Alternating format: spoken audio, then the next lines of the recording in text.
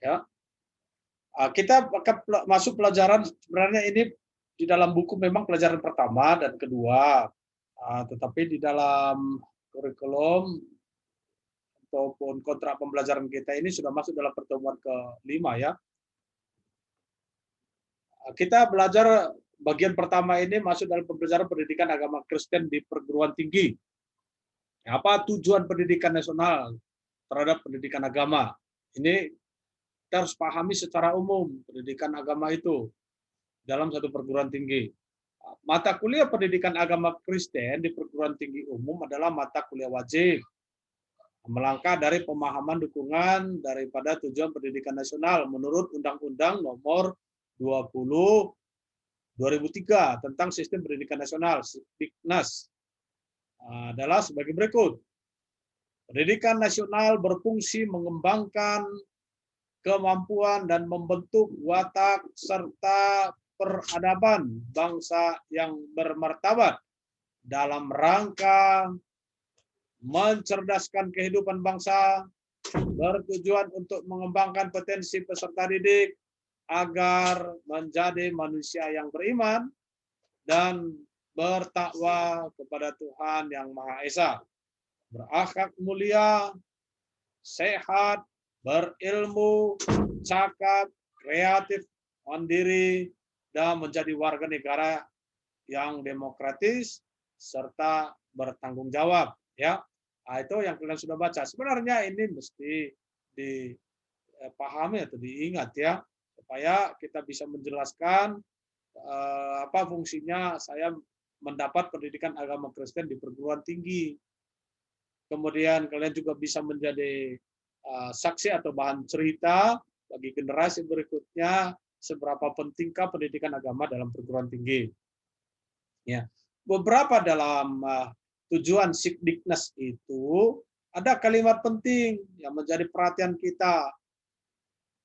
Apalagi kalau misalnya pendidikan itu kan mengarahnya kepada pembentukan secara keilmuan, bukan seperti pendoktrinasian, tetapi adalah menciptakan ada keilmuan yang bisa menjadi pembentukan orang yang berpendidikan. Ya, seperti ada di dalam kata tujuan Sikdiknas itu kan menjadi manusia yang beriman dan bertakwa kepada Tuhan Yang Maha Esa. Ini harus dipahami kenapa kita mempelajari pendidikan agama itu, karena kita adalah ciptaan Tuhan yang sama di dunia ini. Di manakah dia akan mempelajari adanya pengakuan atas diri kita sebagai ciptaan Tuhan yang sama derajatnya dari hadapan Tuhan di dunia ini, ya di pendidikan agama Kristen ini.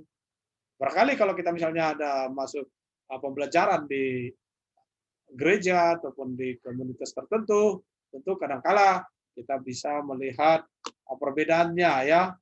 Apalagi kalau misalnya munculnya pembenaran diri sendiri ya. Karena dalam Alkitab tidak ada yang benar seorang pun tidak. Nah, itulah. Kemudian apa tujuannya? Berakhlak mulia. Memang ini bahasa pendidikan ya, bahasa umum. Berakhlak mulia ini. Tentu kita harus pikirkan bagaimana emang saya dahulunya. Ya dahulunya memang kita kalau tidak diciptakan Tuhan tidak ada. Apalagi kalau misalnya kita kembali kepada Kejadian, kita diciptakan segambar dan serupa dengan Tuhan, itu berarti kita ada dalam posisi yang dipermuliakan, ya, ada kemuliaan yang lebih tinggi dari antara ciptaan Tuhan di dunia ini, ya. Makanya bahasanya muncullah dalam bahasa pendidikan itu berakhlak mulia. Ada juga kalimat menjadi warga negara yang demokratis serta bertanggung jawab. Bagaimana kok bisa ada kata demokratis? Demokratis ini adalah bahasa politik yang menunjukkan bahwa kita itu sama-sama mempunyai hak hidup yang diciptakan Tuhan di dunia. Sehingga ketika kita mengungkapkan A, B, C itu ya itu sah-sah saja menjadi demokratis. Tetapi ada kemudian terbentuklah suatu aturan yang bisa disepakati dan diikuti bersama. Kemudian bertanggung jawab. Setiap ciptaan Tuhan itu di dunia harus bertanggung jawab, nggak boleh tidak. Bagaimana bentuk pertanggungjawabannya? Ya, bentuk pertanggungjawabannya melakukan apa yang harus dilakukan sebagai ciptaan Tuhan. Ya, bagaimana dia di hadapan Tuhan, bagaimana dia menunjukkan diri berkenan di hadapan Tuhan di dalam lingkungan sosial, baik sosial keluarga, baik sosial terhadap dirinya, baik juga sosial terhadap orang lain, dan juga sosial terhadap lingkungan. Nah, itulah disebut orang yang bertanggung jawab. Ya, jadi hubungan daripada kalimat di atas itu untuk adanya pendidikan agama Kristen mencapai pembentukan karakter yang baik, yang benar di dunia ini. Sehingga intinya adalah memang menunjukkan ke integritas orang manusia ciptaan Tuhan yang baik di dunia. Ya. Inilah tujuan pendidikan itu yang kita lihat mengarah dari tujuan Sikdiknas yang baik itu juga ya, undang-undang Sikdiknas itu. Oke, pendidikan agama dalam pembangunan nasional. Pembangunan nasional memerlukan kekuatan pemerintah dan warga negara secara bersamaan yang dapat kita sebut pembentukan ketahanan nasional. Apa itu ketahanan nasional? Ketahanan nasional itu adalah membuat bangsa itu tetap bertahan dalam segala hal. Baik pertahanannya dari segi pemerintahan, pertahanannya dari segi keamanan pertahanan di Indonesia ini, itu orang-orang aparat keamanan, kemudian pertahanan ekonomi dari segi kerjasama pemerintah dan para masyarakat yang mengolah dunia ini, dan ketahanan sosial. Ketahanan sosial itu itulah yang berhubungan antar masyarakat, masyarakat dengan pemerintah, dan masyarakat atau bangsa dengan bangsa yang lain. Ya, itu ketahanan nasional. Jadi kekuatan yang tersebut terdapat pada niat dan semangat masyarakat sendiri untuk lebih baik menuju peradaban bangsa unggul melalui perbaikan pembangunan sumber daya manusia. Ya, oleh karena itu manusia adalah objek sempurna yang dapat mengkondisikan bangsa yang kuat tersebut. Melalui apa? Ya, melalui daripada manusia itu yang dapat mengejawantahkan. Bagaimana caranya? Wadah keagamaan, ya, yang telah dipersiapkan Tuhan Sang Pencipta bagi manusia. Tentu kita berpikir ya ini kan banyak agama.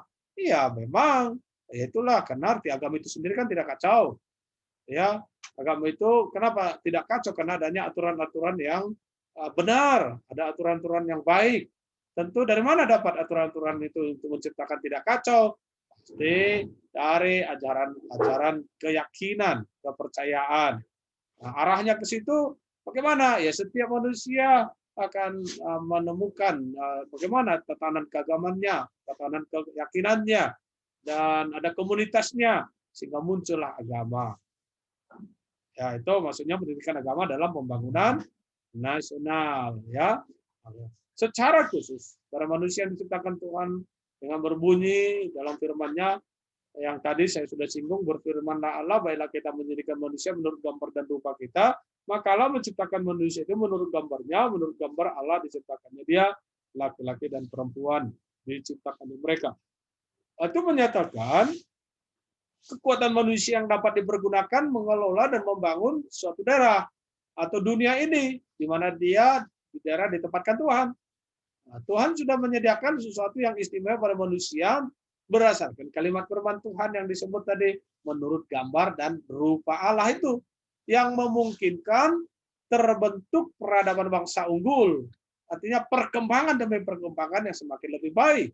Sehingga dengan keistimewaan manusia tersebut, maka muncullah wadah kebersamaan, yaitu agama untuk mencari asal-usul manusia dan keistimewaannya. Keistimewaan daripada manusia itu ya.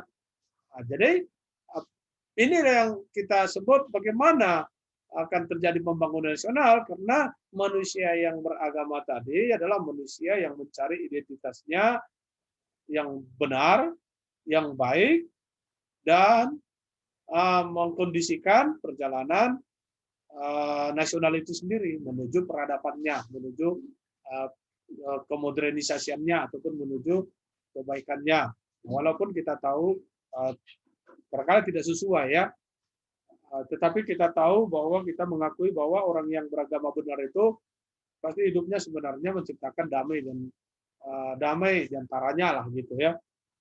Walaupun ada juga berupa satu kelompok keyakinan yang akan menimbulkan kekacauan ataupun mencari keuntungannya sehingga menimbulkan kekacauan satu dengan yang lain. Nah, ini secara nasional ya. Kemudian agama pada perkembangannya memiliki kekuatan dalam pembangunan nasional yang berdampak pada perubahan-perubahan karakter, yaitu nilai-nilai moral dan kesusilaan. Yang lebih kesusilaan ya, membawa perubahan perkembangan hubungan komunikasi baik antar manusia yang lebih beradab dan bermartabat. Dalam hal ini, maka ajaran-ajaran agama yang murni tentang nilai-nilai moral dan kesusilaan akan merupakan benteng kokoh untuk menghindarkan masyarakat dari kemerosotan martabat manusia.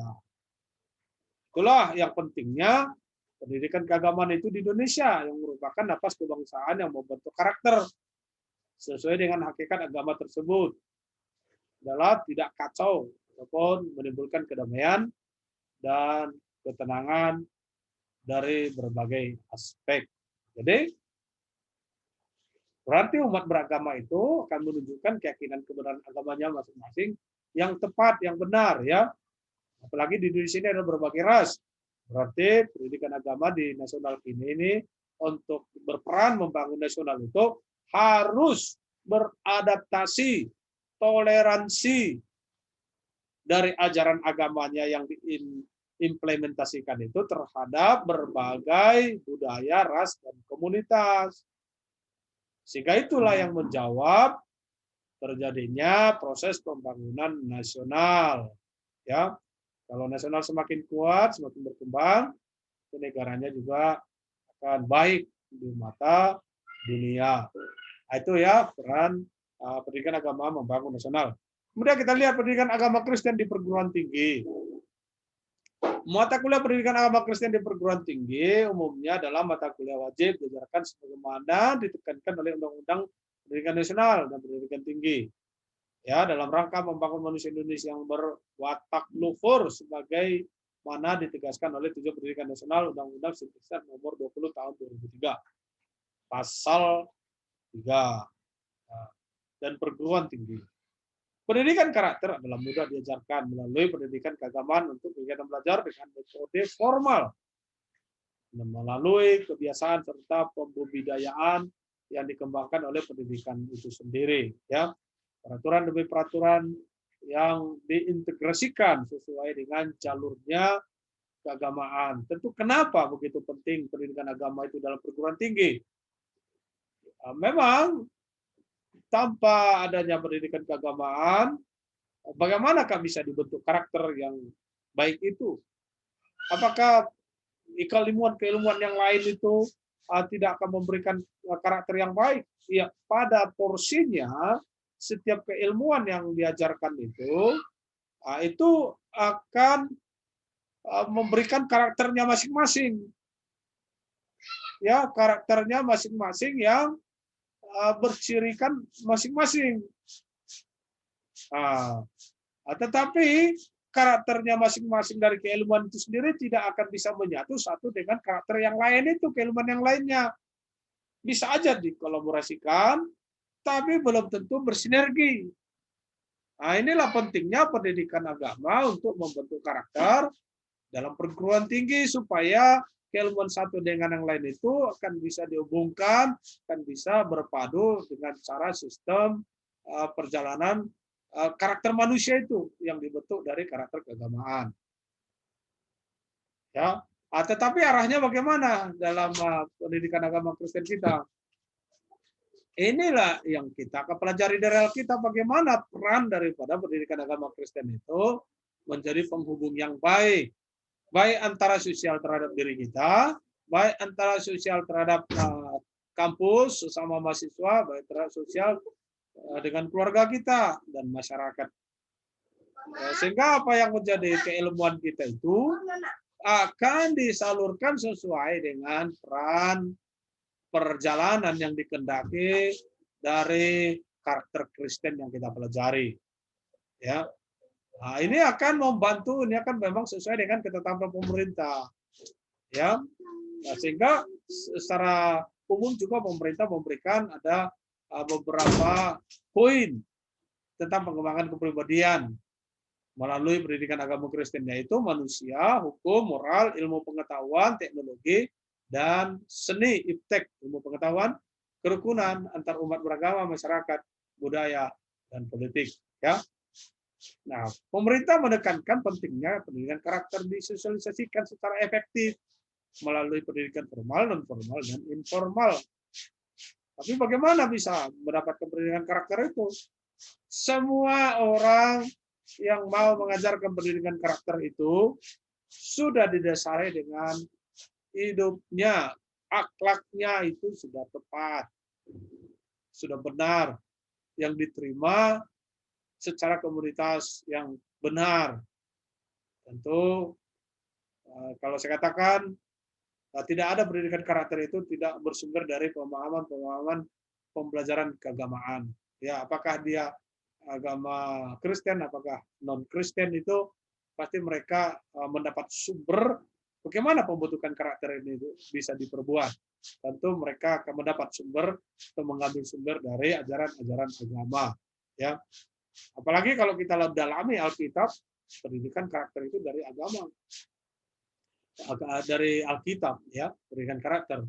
Jadi saya kan mengambil S3 lagi di UPI untuk prodi S3 pendidikan umum dan karakter. Dan buku-buku pentolan mereka itu adalah buku-buku yang ditulis oleh orang-orang Kristen fundamental seperti Martin Luther, kemudian apa namanya ini, Habermas, sebentar, ya, Licona. Nah, itu penulis-penulis fundamental Alkitab. Nah, itulah sumber-sumber pendidikan karakter yang diajarkan di UPI. Karena itu ya semua sumber kebenaran daripada bagaimana terwujud karakter yang baik itu ya dari Alkitab.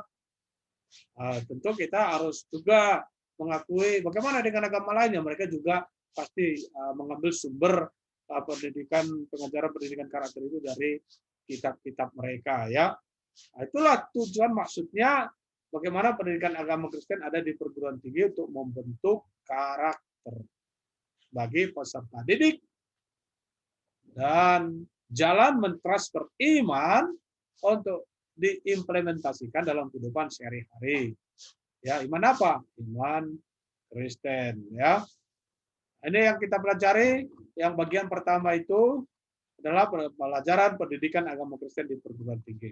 Sekarang kita masuk sedikit pendidikan agama berbasis karakter ataupun pendidikan agama Kristen untuk pembinaan karakter. Pendidikan adalah dasar pembentukan karakter umat manusia sejak dini. Dimulai dari masa dalam kandungan sampai menuju akhir hayat. Pendidikan itu sendiri hadir dalam bentuk informal, non formal, dan formal sebagaimana situasi yang dibutuhkan, situasi yang membutuhkan. Pendidikan itu sendiri lahir natur untuk menemukan hal baru yang dapat diperbuat atau mendapatkan transferal dari orang yang terdahulu yang sudah memiliki pengetahuan. Ibaratnya misalnya contohnya, dalam kandungan itu kan secara tidak langsung sebenarnya orang itu sudah mengajar, sudah mengajak bicara, sudah coba bercanda-bercanda. Kemudian dia lahir lebih banyak lagi, diajak ngomong, diajak bicara, dan diajak bergerak oleh ibunya. Tambah besar lagi, tambah diajari menulis, membaca, dan tambah besar lagi diajari bagaimana menjadi dewasa, bagaimana menjadi orang yang lebih baik di antara manusia. Sampai dia mandiri sendiri dan menjadi dewasa sendiri, dan menjadi pengajar juga. Nah, inilah proses yang disebut tadi pendidikan pembentukan karakter itu natur bagi manusia, ya. Jadi tujuan pendidikan itu sendiri membentuk satu karakter yang teratur dalam masa-masa menjalani kehidupannya masing-masing demi terjadinya keharmonisan umat di dunia ini. secara eksistensinya bahwa pengaruh pendidikan ini sendiri akan terbentuk menjadi tersistem dan dirasakan banyak orang. Ya, tanpa mulai pendidikan dari masa bayi, kanak-kanak segala macam itu, begitu muncul dalam komunitas besar, maka kacau. Tetapi ternyata tidak. Artinya secara tidak sadar bahwa pendidikan karakter itu sudah terbentuk dari awalnya, namun diperkuatlah melalui pembelajaran teoritis atau praktik dalam pendidikan perguruan tinggi. Ya, nah, itulah yang kita akan lihat ke depannya. Oke. Dan pendidikan juga adalah salah satu sektor yang paling penting dalam pembangunan bangsa, yaitu kewarganegaraan pendidikan yang kewarganegaraan berpendidikan yang menjadi andalan yang akan berfungsi semaksimal mungkin dalam upaya meningkatkan kualitas hidup. Apa itu yang diandalkan? Andalan yang harus diperlihatkan adalah suatu yang unggul sebagai manusia insani yang baik. Bagaimana keunggulannya? Keunggulan yaitu keunggulan warga negara Indonesia yang beragama, yang menyaksikan iman dan takwa kepada Tuhan Sang Pencipta. Nah, memang iman tidak bisa terlihat kasat mata, namun dapat dibuktikan melalui ragawi setiap manusia. Karena iman itu sendiri adalah pada manusia sesuai dengan sumber iman yang diperolehnya dari Tuhan. Ya, seperti yang tertulis dalam kitab Ibrani pasal 11 ayat 1 sampai 3, iman adalah dasar dari segala sesuatu yang kita harapkan dan bukti dari segala sesuatu yang tidak kita lihat. Ya.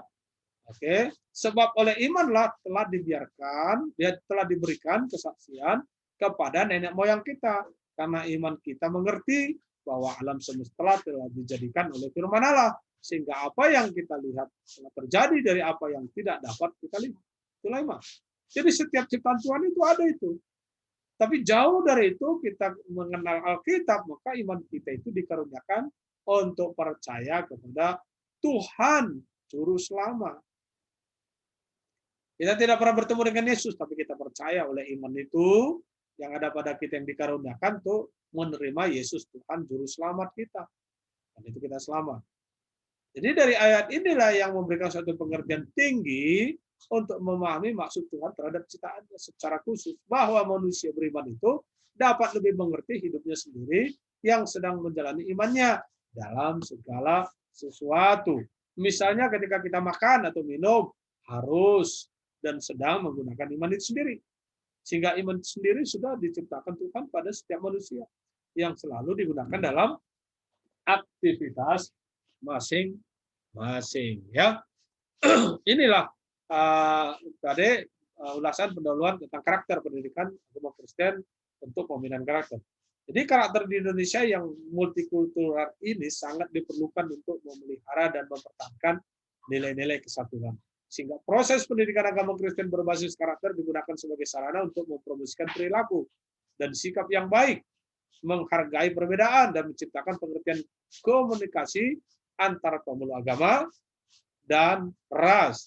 Tentu inilah harapan kita semua untuk mewujudkan ketahanan nasional dari sisi keagamaan bagi bangsa melalui perguruan tinggi. Demikian, sampai di sini ulasan yang saya beritahukan.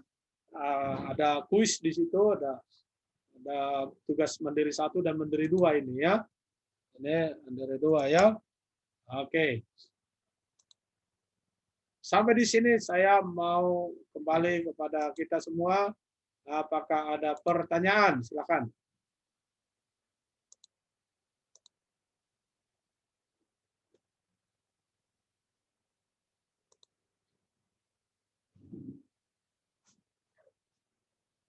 Ayo, kita ambil waktu sampai 15 menit, 10 menit ini dialog pertanyaan.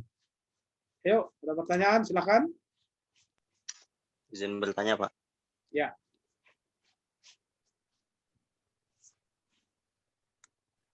Bentar, Pak. Saya buka PPT-nya dulu. Coba lagi, nggak apa-apa. Ya, silakan. Ya, di tujuan pendidikan nasional terhadap pendidikan agama, saya ada yang mau ditanyakan. Tadi Ya, silakan.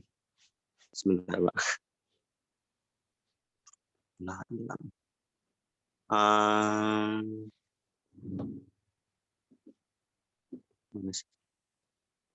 Oh iya, di sini disebutkan kekuatan yang kuat tersebut terdapat pada niat dan semangat masyarakat sendiri untuk lebih baik menuju peradaban bangsa unggul melalui perbaikan pembangunan sumber daya manusia. Nah, bagaimana cara menumbuhkan rasa niat dan semangat pada masyarakat itu sendiri, Pak? Itu sih pertanyaannya. Oh, baik. Nah, Terima kasih, masih Fernando. Bagus pertanyaannya. Ya, ya. Nah, itulah dia pada awal itu kan kita memang diharapkan pemerintah seperti itu gitu ya. Kita tahu, oh ini tujuan pemerintah, saya ada di dalam negara ini. Kemudian saya ini bagaimana menumbuhkan niat itu kan begitu kan? Niat untuk dibentuk SDM-nya ya dalam hal misalnya sisi keagamaan. Memang kita harus semakin lama itu semakin berwawasan dan mampu memasuki berbagai bidang gitu. Itu harus ada pada diri kita sehingga kita akan semakin dewasa dan paham. Oke, saat ini saya misalnya belajar pendidikan agama Kristen. Bagaimana saya akan dapat dalam pendidikan agama Kristen ini akan berfungsi sebagai pembentukan akhlak itu gitu. Sebagai pembentukan warga negara untuk mempertahankan ketahanan nasional itu. Itu kan niat pertama kan. Kalau misalnya begini, nggak usah juga perlu belajar agama, saya belajar biasa terus saya belajar sendirilah. Kenyataannya ada orang ya kita tahu sendiri ya, ada orang yang memang dia beragama tetapi bukannya dia sebenarnya mempelajari lebih dalamnya itu, tapi perbuatannya tidak benar gitu. Ya, oke, saya kasih contoh. Kadangkala kita melihat agak rohani juga ya, mereka-mereka yang korupsi kan. Saya jamin itu memang tidak mendengar pada masa pembelajaran keagamannya. Saya jamin tidak ada niat dia untuk menjadi warga negara masuk di dalam lingkup ketahanan nasional. Kenapa? Ya karena dia melakukan korupsi gitu. Nah, saya coba singgung Menteri Sosial. Bagaimana dia bisa melakukan itu? Kan sudah merusak ketahanan nasional kan? Padahal, aduh, malu-maluin misalnya kalau kita melihat ya, karena itu dia kepercayaan sama dengan kita. Saya pastikan itu tidak mempelajari itu. Dia tidak mendengar, dia hanya masuk. Oke, seperti maaf aja saya katakan kepada kalian. Kalau kalian misalnya tidak memprioritaskan juga mata kuliah agama ini menjadi pembelajaran pembentukan karakter kalian, secara dasar Kristen, nggak yakin aku kalian itu di dunia kerja profesional itu aman, aman dan benar. Nggak yakin saya. Saya terus terang dengar saya ini Fernando, nggak yakin saya. Jadi kalau kalian misalnya ada pelajar agama, terus tiba-tiba nanti dari luar ngapain sih agama? Wah ini sampai 2 hari lagi, 3 hari Jumat. Ini ingat saya ini, Pendeta Sahala. Kalau kalian sudah menyatakan itu terhadap pendidikan agama, dari mana kalian dapat pembentukan karakter? Saya nggak yakin juga dengan kesetiaan kalian di gereja. Nah, itulah yang ngerinya kadang-kala ketika dia sudah masuk dalam kancah pejabat, ada banyak tentangan, tuntutan, dan godaan korupsi apa segala macam. Nggak mungkin dia bisa mampu menolak itu. Nggak yakin aku. Dan kita tahu banyak pejabat, dia punya cobaan misalnya korupsi ataupun melakukan kebijakan negatif kepada umum, merugikan umum. Dia nggak mau kan, dia bertahan kan. Saya yakin dia memang benar-benar mendengar pengajaran Alkitab itu, pengajaran pendidikan agama berdasarkan Alkitab itu. Jadi niat itu tadi, aku harus ambil kesempatan belajar. Saya harus ambil kesempatan untuk mendengar firman Tuhan. Itu niat pertama. Gimana? Apa? Siapa tadi? Fernando. Iya, Pak. Ya, nangkap ya. Nanti kalau saya bilang harus hafal ayat dulu, harus ini, nggak yakin juga aku. Rajin ke gereja, nggak yakin juga. Orang si Yudas aja begitu setia sampai disalib pun dia rupanya pemberontak kan, nggak pernah nggak pernah dia selamat. Coba. Jadi nggak yakin saya gitu. Petrus aja begitu hebatnya membela Yesus, tapi ternyata pada akhir Yesus mau disalib, menyangkal dia. Syukur-syukur memang dia bertobat kan, kembali kan. Jadi makanya niat, wah saya harus dengar dulu. Dengar, renungkan. Ada pendidikan agama begini, kesempatan di perguruan tinggi. Ditambah lagi dari gereja. Baru saya yakin, kalian sukses, Tuhan angkat, akan menjadi baik dalam pekerjaannya. Itu yang kita harapkan. Oke, baik. Ada lagi pertanyaan?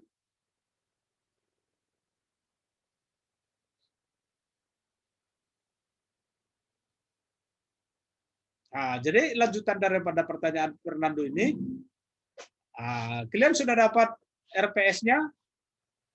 Mata pelajarannya belum?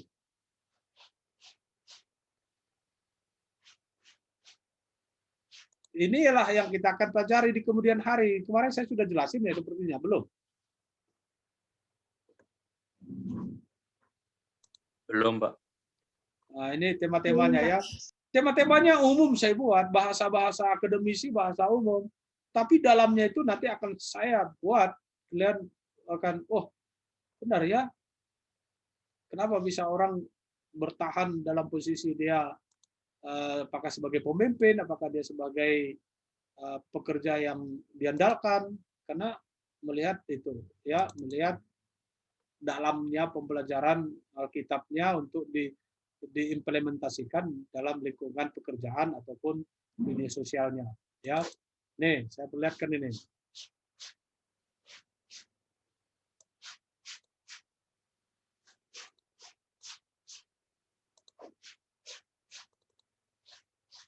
Nah, ini yang kita pelajari. Lihat ya, kurang besar. Cukup, Pak.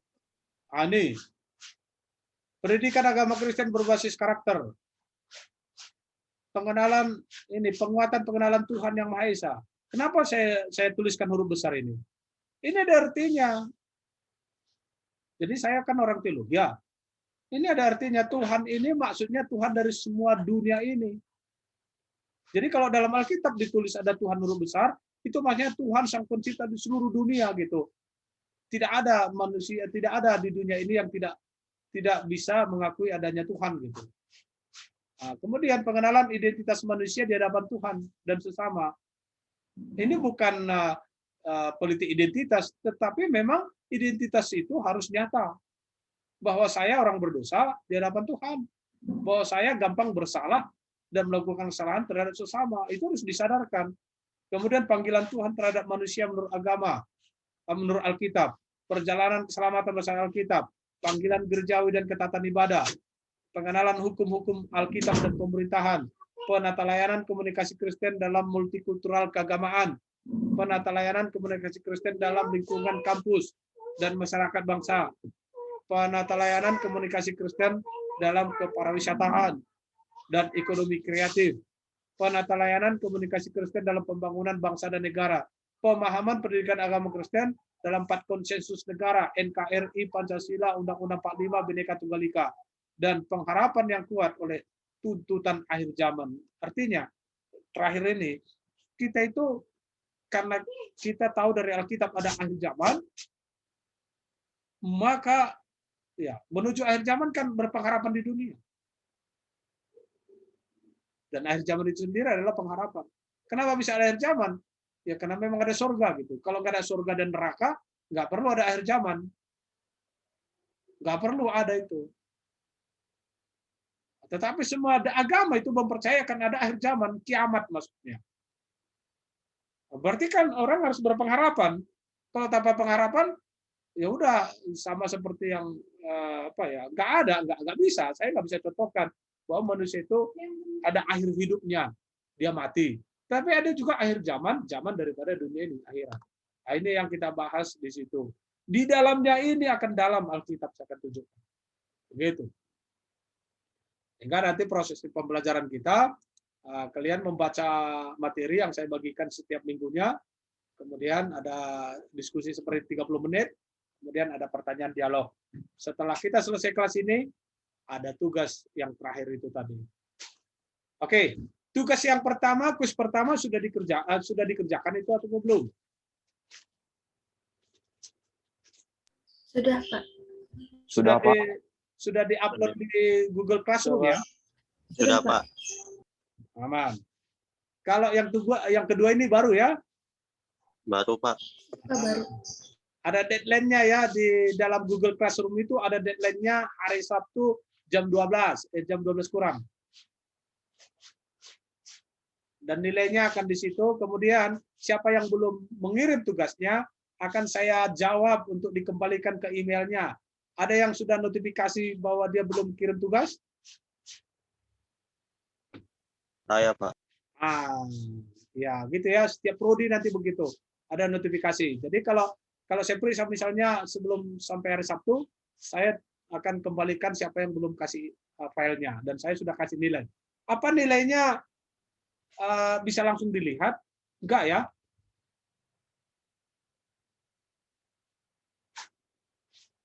Karena saya belum share nilainya, nggak bisa dilihat ya. Benar?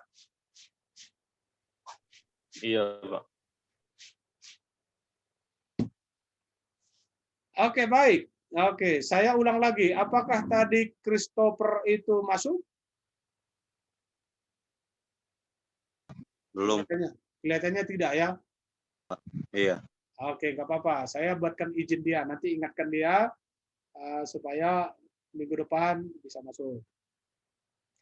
Sekarang tinggal 2 menit. Apakah ada sesuatu yang mau disampaikan atau pertanyaan?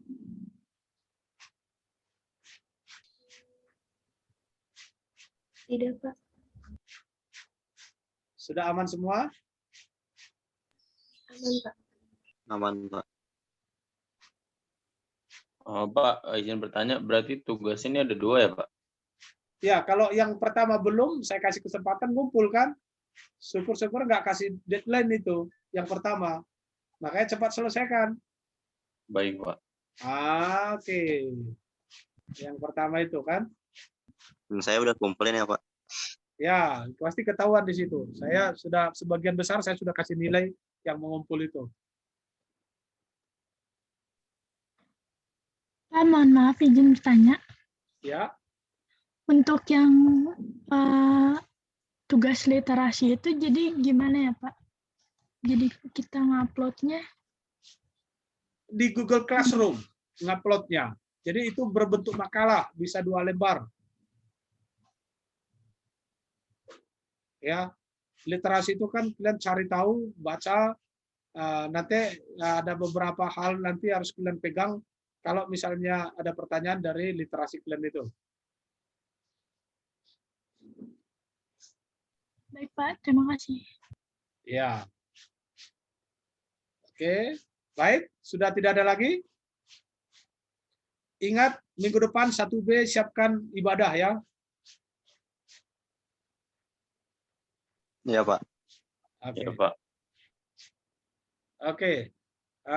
Sekarang saya minta untuk memimpin doa bergantian. Ya, apakah saya requestkan atau kalian yang merequestkan sendiri? Saya kasih kesempatan. Siapa yang mau memimpin doa pembukaan? Penutup hari ini.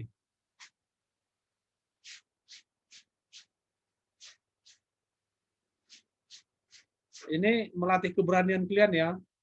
Ibarat kalau misalnya siapa yang mau masuk ke kamar itu duluan, katanya kan nggak ada yang mau kan, padahal siapa yang duluan dapat uang misalnya. Ini juga keberanian. Ini keberanian bagaimana saya bisa menjadi pemimpin. Ayo, ada?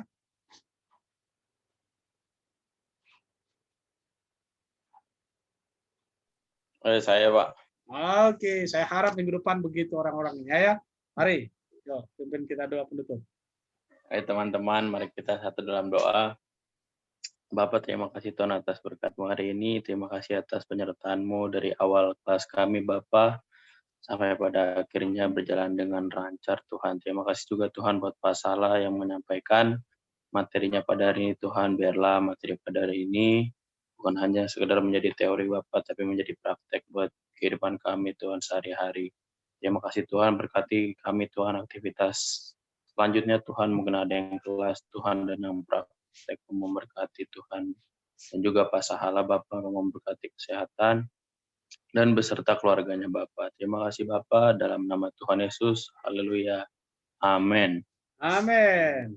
Terima kasih Christian, terima kasih semuanya.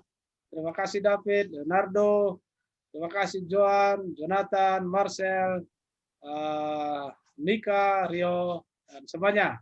Sampai ketemu, Tuhan Yesus berkati. Terima Terima kasih kasih, Pak. Pak. Shalom. Terima Pak, kasih, Tuhan Pak. memberkati. Tuhan memberkati. Shalom.